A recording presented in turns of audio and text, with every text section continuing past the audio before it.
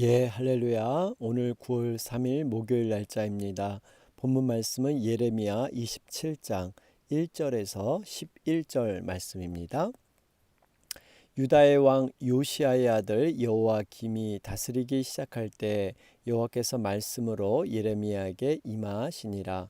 여호와께서 이와 같이 내게 말씀하시되 너는 줄과 멍에를 만들어 내 목에 걸고 유다 왕 시드기야를 보러 예루살렘에 온 사신들의 손에도 그것을 주어 에돔의 왕과 모압의 왕과 암몬 자손의 왕과 두로의 왕과 시돈의 왕에게 보내며 그들에게 명령하여 그들의 주에게 말하게 하기를 만군의 여호와 이스라엘의 하나님께서 이와 같이 말씀하시되 너희는 너희의 주에게 이같이 전하라. 나는 내 큰 능력과 나의 쳐든 팔로 땅과 지상에 있는 사람과 짐승들을 만들고 내가 보기에 옳은 사람에게 그것을 주었노라.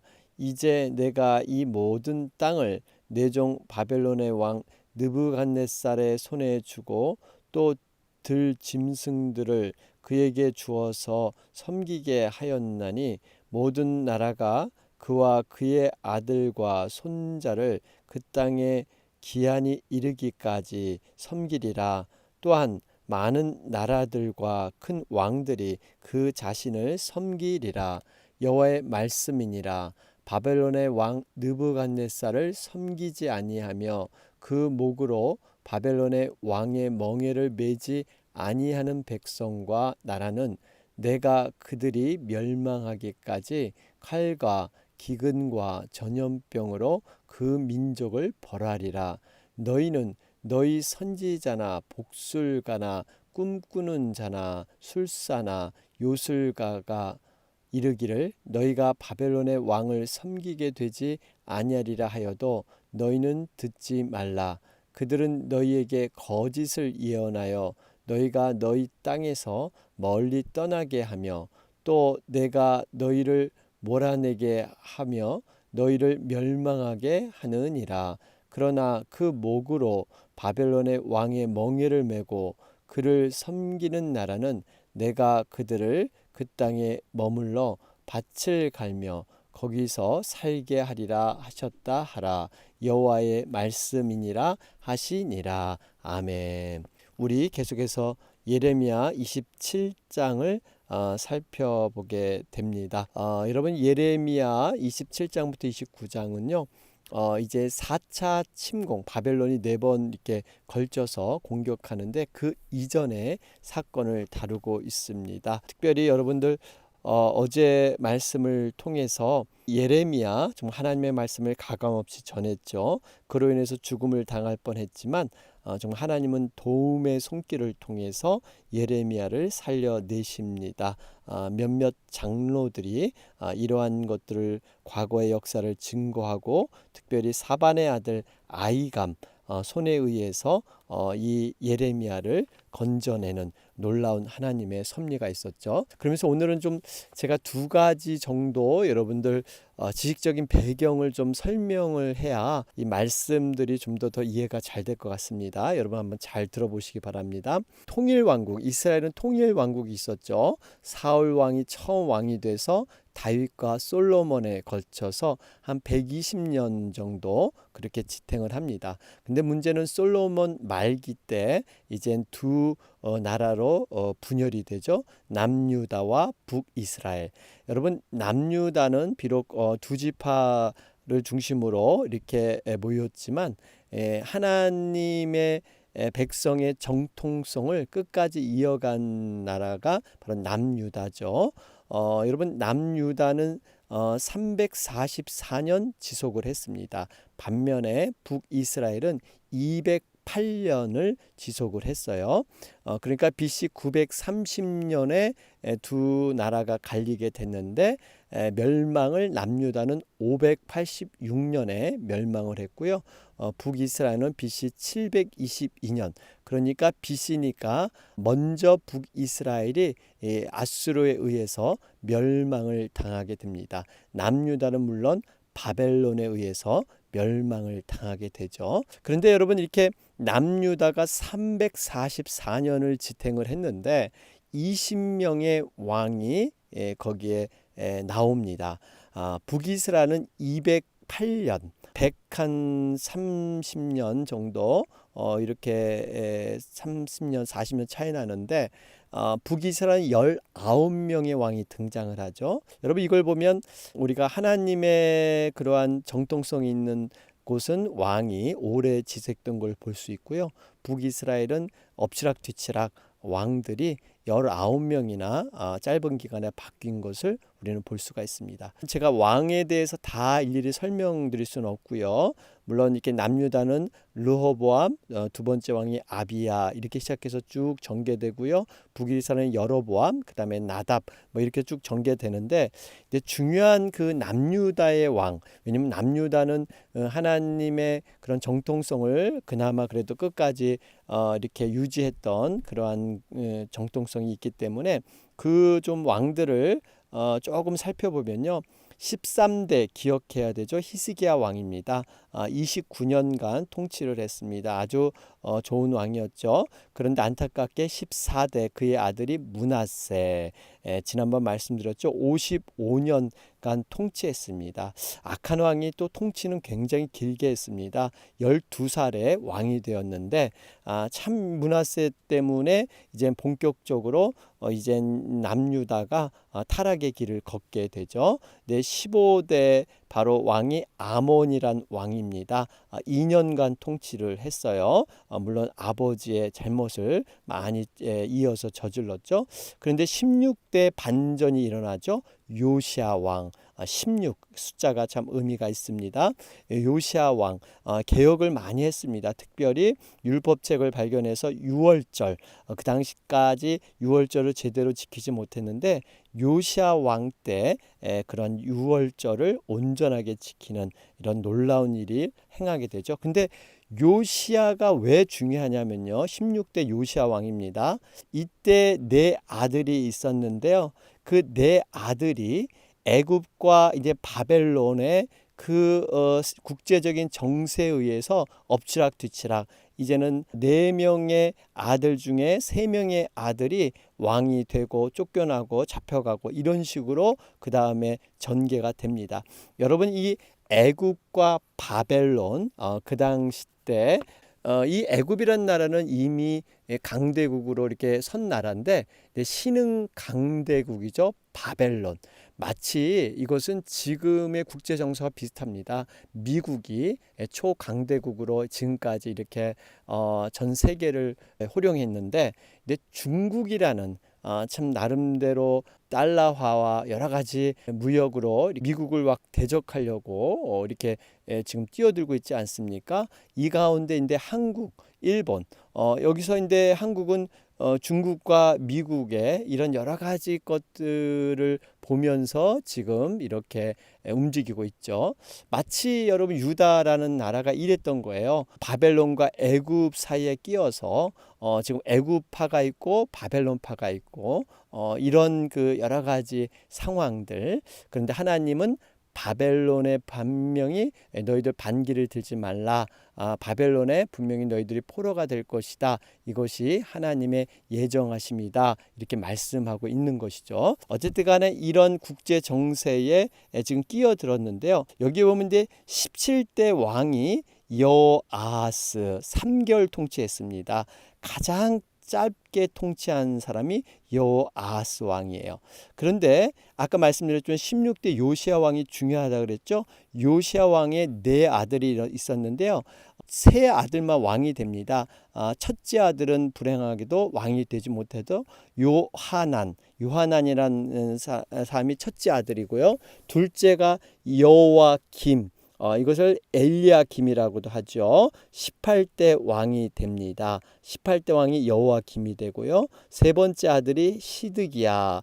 여러분 남유다의 마지막 왕이죠. 바로 20대 왕으로서 비참한 최후를 맞습니다. 아들들이 보는 앞에 죽게 되고 자신의 눈이 뽑혀서 바벨론의 포로로 끌려가는 이러한 모습이죠. 그 다음에 네 번째 아들이 살룸, 여호아스 바로 17대 왕입니다. 그래서 이렇게 두 번째 아들이 18대 왕, 세 번째 아들이 20대 왕, 네 번째 아들이 17대 왕 이렇게 되는 거죠. 그래서 17대 왕이 바로 살룸, 여호아하스 이렇게 되는 거죠. 그래서 이 막내가 오히려 3개월 통치하게 되고요. 18대가 여호와김, 엘리야김 둘째 아들이고요. 19대가 바로 여호와긴. 근데 여호와긴은요 사실 여고냐라고도 하는데 요시야의 아들 여호와김, 다시 말하면 둘째 아들의 바로 아들입니다. 그러니까 요시야의 손자가 되죠. 여호와긴은 요시야의 손자가 잠깐 왕을 맡게 됩니다. 그러면서 20대 시드기야, 마따냐야라고도 합니다. 바로 이 20대 마지막 왕이 시드기야다. 그래서 여러분들이 이렇게 정도는 알았으면 좋겠어요.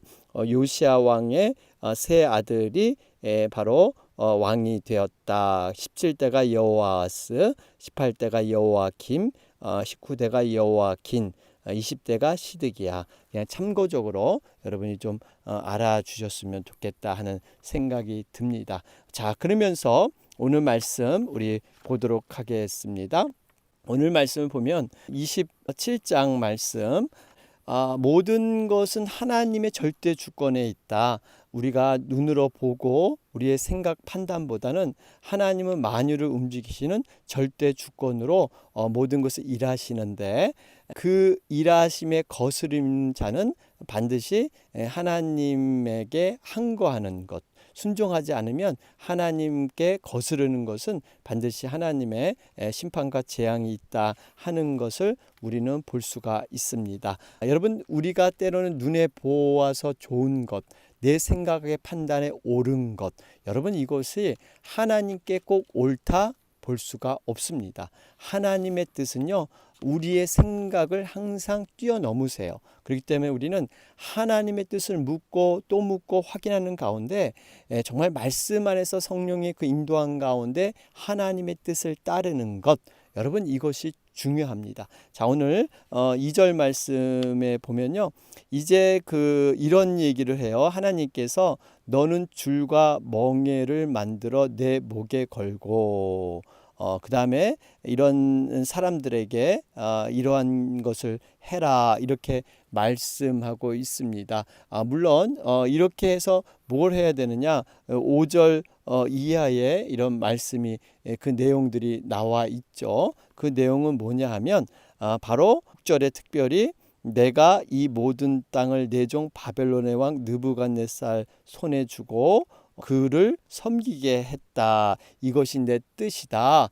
이렇게 말씀하고 있습니다. 여러분, 왜 이 바벨론에 의해서 그들이 멸망당할 것이다 하는 것은요, 사실 지금 그 당시의 배경을 보면요, 사실 바벨론이라는 나라가 신흥 강국으로 등장을 했다 그랬죠. BC 594년에 이 바벨론 제국의 자기들이 공략한 속국이 동부 지역이 있고 서부 지역이 있는데 이 동부 지역에서 반란이 일어났습니다. 그래서 바벨론 정부가 그러한 동부 지역에 힘쓰다 보니까 서부 지역에 위치한 속국들에 대한 감시가 소홀해질 수밖에 없었어요. 그러니까 그때 바로 바벨론의 동맹 관계가 일어나면서 근데 애굽에서 뒤에서 그걸 또 조정을 했죠. 애굽에서 이렇게 힘을 실어줘서 이제 그 바벨론에서 풀려나라. 그 중심에 유다가 있었습니다. 그래서 이 유다의 거짓 선지자들이 항상 그 애굽 편을 들면서 이 바벨론 동맹 국가들을 부추겼던 이런 시대적인 배경이 있었습니다. 근데 하나님은 그게 아니라는 거예요. 오히려 바벨론에 너희들이 오히려 그렇게 되면 멸망하게 될 것이다. 바벨론의 그러한 그 공격을 인정하고 바벨론의 그러한 여러 가지 심판을 받아야 된다. 이렇게 말씀하고 있는 것이죠. 자, 그러면서 여러분 여기 보면 정말 우리가 이해가 안 될 수가 있습니다. 사실 하나님의 백성, 하나님께서 특별히 고르고 뽑았던 이스라엘 백성들이 이방 나라의 속국이 돼서 거기에 포로로 끌려간다. 나라가 무너질 것이다. 어떻게 보면 참 이것이 있을 수 있을까? 그리고 거짓 선지자는요 절대 바벨론에 우리가 무너지지 않는다. 무너져도 2년 만에 돌아올 것이다. 아주 뭐 장담을 하면서 어떻게 이 예루살렘 성전이 무너지느냐?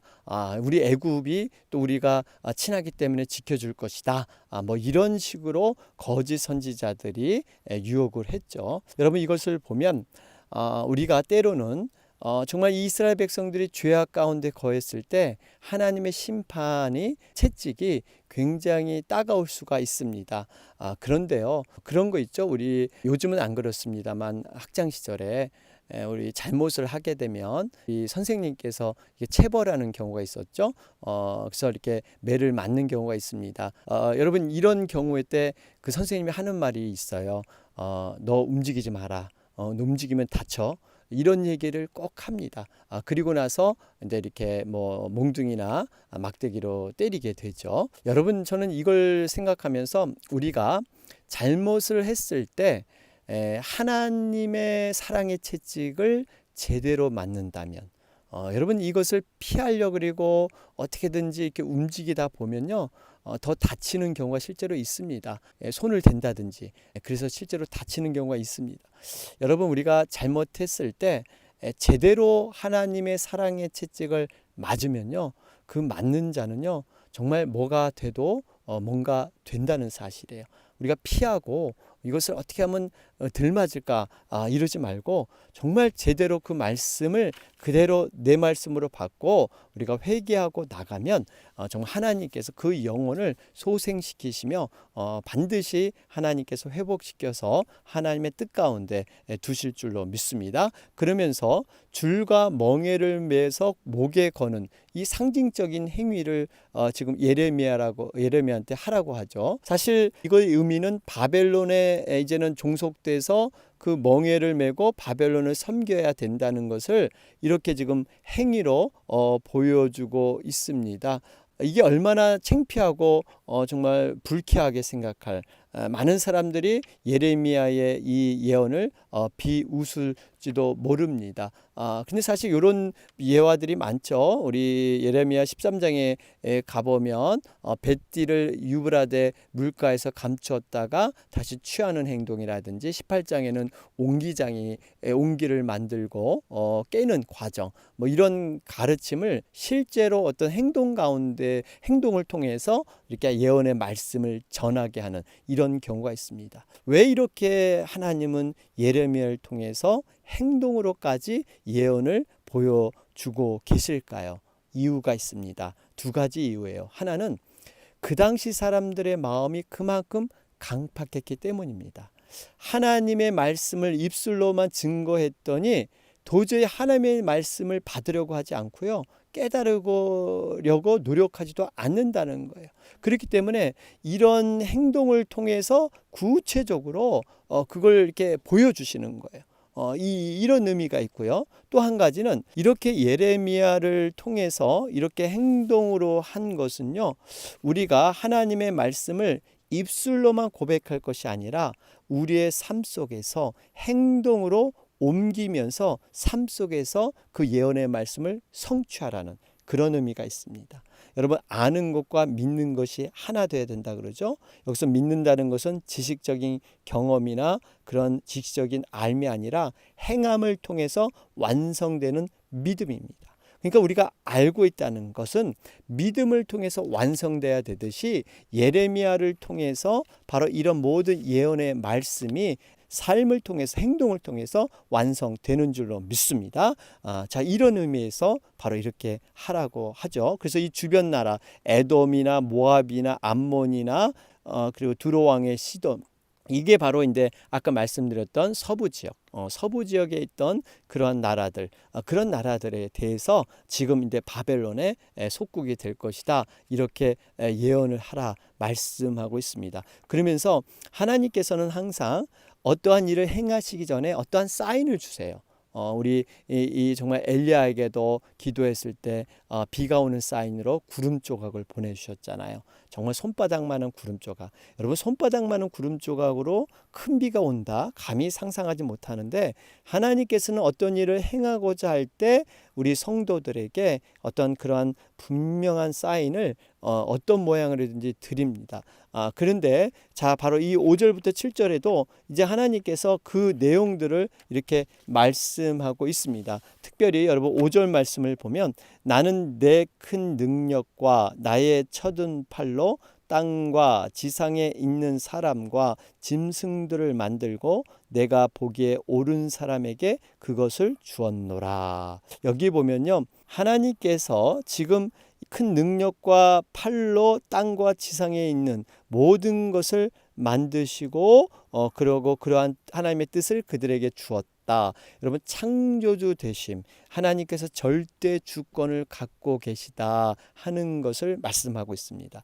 여러분, 이 세상의 원주인은 하나님인 줄로 믿습니다.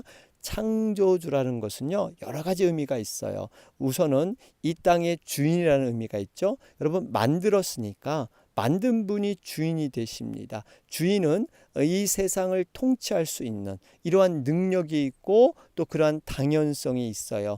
또 살아계신다는 의미도 있습니다. 그렇기 때문에 우리가 창조주 하나님을 믿고 있다는 것은 이 땅의 모든 주인이 되시며 능력 있고 살아계신 하나님을 믿고 있다는 것입니다. 우린 죽은 자의 하나님이 아니라 산 자의 하나님, 우리 자신도 부활할 뿐만 아니라 그 부활하신 모든 사람들의 살아계신 하나님으로 하나님은 여전히 존재하신다는 의미입니다. 그러면서 5절 말씀을 통해서 내가 모든 걸 창조했다, 이것을 왜 절대 주권으로 이렇게 가리키고 있는 것일까요? 이 의미는 바로 하나님께서 유다를 비롯해서 모든 주변 나라들에 대해서 바벨론 왕 느부갓네살에게 이제는 그런 통치권을 줘서 내가 관리하게 하겠다. 이건 절대 주권이라는 거예요. 그들이 보기에는 바벨론 왕이 악할지라도 하나님은 잠시 지금 이런 유다의 죄악 때문에 이 바벨론을 사용해서 지금 그 일을 행하시려 그런 거죠. 어쨌든 하나님의 섭리와 하나님의 계획 안에서 지금 이런 일이 이루어지고 있다는 거예요. 물론 이 예레미야 46장에서 49장에 가보면 주변의 이방 열국들의 범죄를 또 지적하죠. 그들은 마치 이 바벨론을 포함해서 이방 열강들이 자신들이 뭐 잘해서 그런 것처럼, 그런데 결국 하나님은 잠시 쓰시다가 그들은 분명히 그들의 죄악 때문에 심판하신다 하는 것을 분명히 밝히고 있습니다. 여러분, 그래서 중요한 것은요, 우리가 정말 하나님의 뜻 여기에 거슬려 살게 되는 것이 얼마나 고통이고 고난인가 하는 것을 보게 됩니다. 하나님의 그 말씀 앞에 순종하는 것, 내 생각과 내 판단, 내가 보기에 좋은 것들이라도 내려놓고 오로지 하나님의 뜻 안에서 살아가는 것이 여러분 가장 복되고 정말 값진 그러한 삶인 줄로 믿습니다. 그러면서 한 가지는요, 우리가 정말 이렇게 그 이스라엘 백성들 사실 하나님의 복을 주셨잖아요. 하나님의 충만한 은혜를 많이 주셨는데 이걸 누리지 못하니까 결국 빼앗기게 되는, 바벨론 이방인들의 속국으로 포로로 빼앗길 수밖에 없는 이러한 모습. 그래서 우리가 한 가지 돌아볼 것이 있습니다.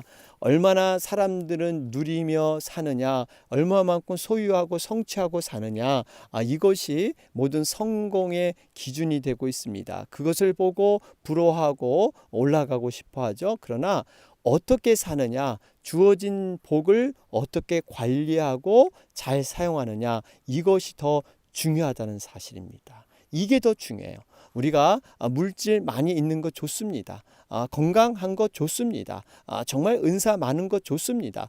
그런데요, 과연 물질 많이 있는데 그것을 어떻게 지금 사용하고 있느냐, 하나님이 주신 그 복을 어떻게 누리고 있느냐.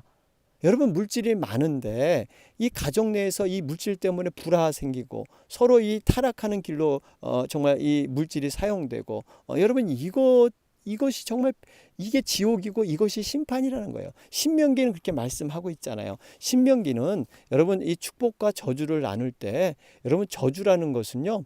없어서 배고파서 못 먹고 이렇게 가난하게 사는 그 자체가 저주가 아닙니다.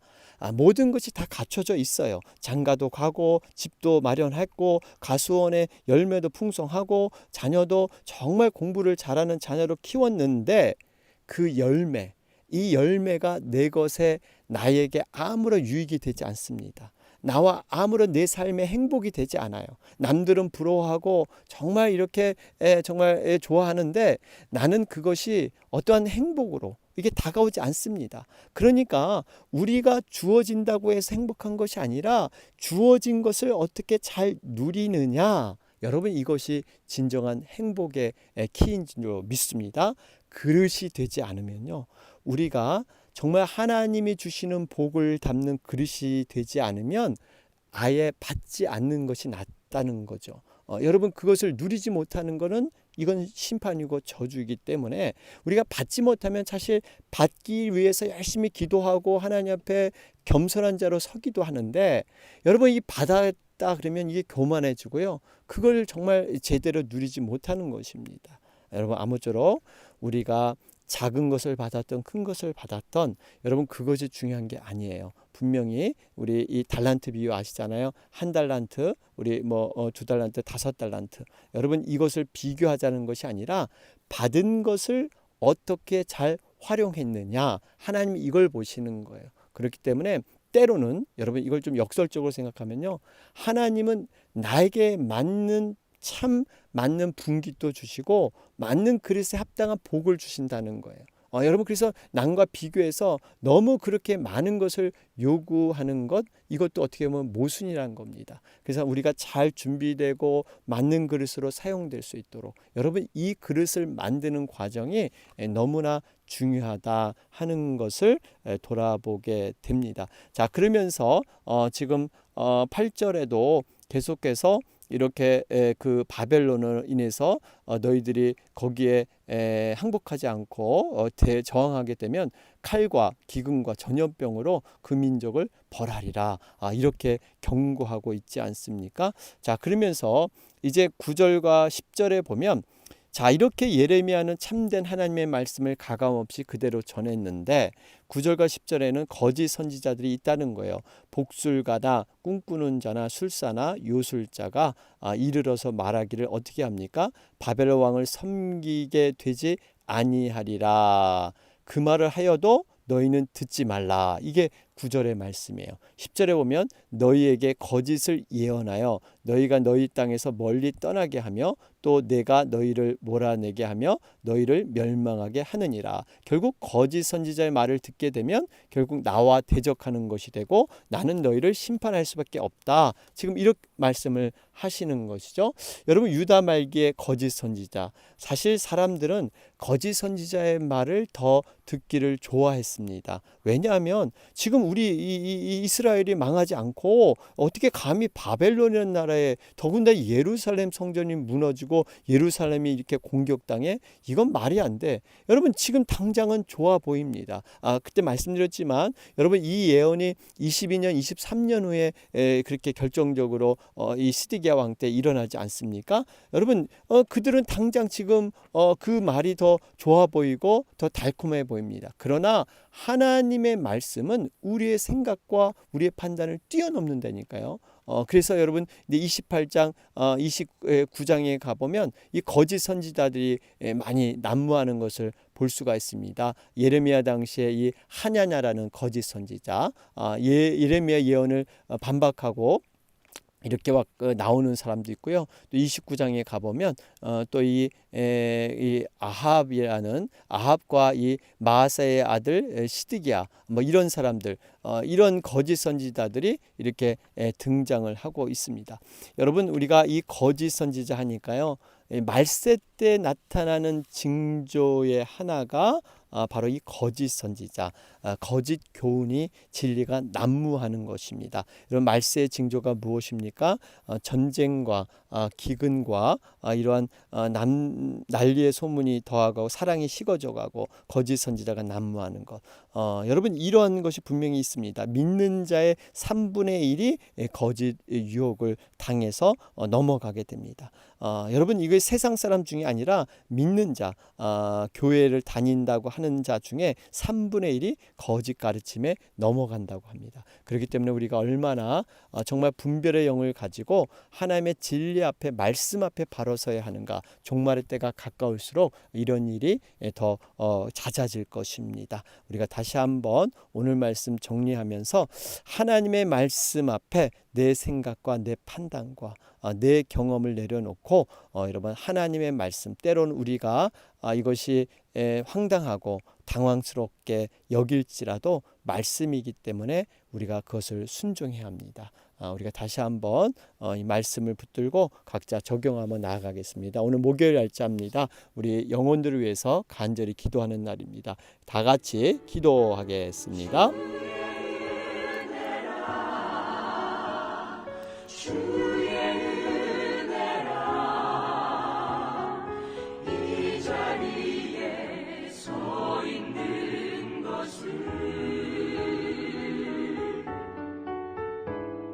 주